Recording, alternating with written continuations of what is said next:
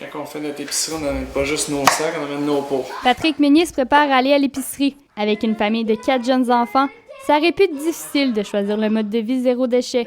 Mais lui et sa conjointe Marianne Paris ont décidé de saisir cette opportunité pour réduire leur empreinte écologique. Le couple a commencé par poser de petits gestes et y aller graduellement. Marianne puis moi, on a toujours eu une conscience environnementale à la base. Fait que, tu sais, à un moment donné, on s'est dit, ben qu'est-ce qu'on peut faire pour en faire encore plus? Puis on a entendu parler du fait que, bon, il y avait le mois sans plastique. On disait, on essaye ça.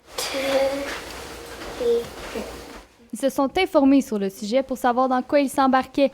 Ils ont découvert que ce n'était pas si difficile finalement. J'ai lu le livre Zero Waste Home de Bea Johnson, qui est comme la Bible du zéro déchet. J'ai emprunté ça à la bibliothèque.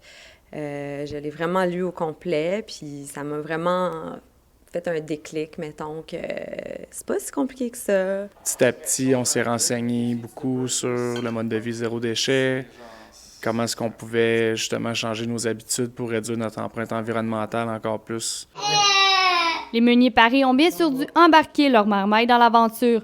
Cela voulait dire, par exemple, diminuer les cadeaux de Noël pour Gabriel, 1 an, Chloé, 3 ans, Audrey, 6 ans et Félix, 8 ans, et de les remplacer par des activités qui n'ont pas d'impact sur l'environnement. On essaie de remplacer ça par des expériences. Donc, pour les fêtes des enfants, aller plus comme au cinéma, au tube et jujube ici, tu sais, dans des activités où est-ce que ça va être ça leur cadeau finalement. Félix, le grand frère de la famille, comprend que les petits gestes peuvent faire la différence. Comme choisir quelque chose qui va faire moins de déchets que comme quelque chose qui va faire plus de déchets. Bien, je pense qu'ils comprennent assez vite que c'est aussi pour eux autres qu'on le fait. Tu sais, si on le fait pour la planète, c'est pour ceux qui vont être là après nous.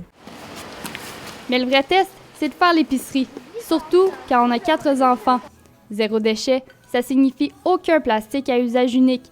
Que ce soit les pâtes, les céréales ou la poudre à pâte, tout est acheté en vrac et mis dans des pots. Des produits comme le savon sont mis dans des contenants réutilisables. Le déodorant, le dentifrice et la soie dentaire sont achetés dans une épicerie zéro déchet dont les contenants peuvent être soit mis au compost ou au recyclage. Faire plus attention à l'environnement, ça ne coûte pas nécessairement plus cher qu'acheter emballé. Je dirais que certaines choses qui vont être plus chères que ceux. Tu sais, il y a peut-être 2-3 choses qu'on utilise beaucoup. Le beurre, le fromage, où est-ce que ça, c'était vraiment difficile là, par rapport au prix. Je pense pas que ça devrait être un frein nécessairement de le faire parce que c'est une question financière aussi. Tu sais, je pense qu'il y a quand même moyen de, comme dans tout, là, de s'assurer que ça revienne au même prix ou un petit peu moins cher. Là.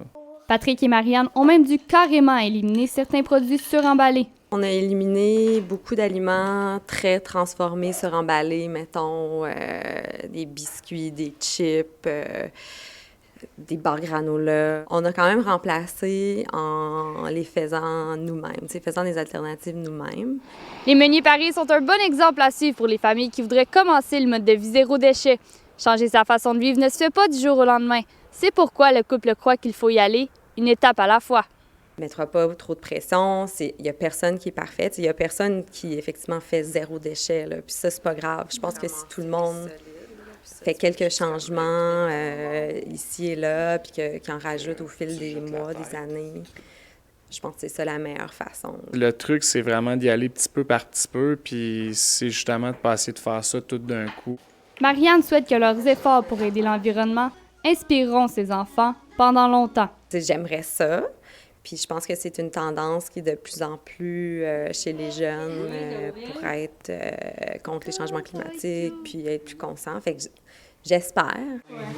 C'est maintenant au tour de la prochaine génération de serrer les coudes et sauver le monde. Noémie Proulx, La Cité, à Gatineau.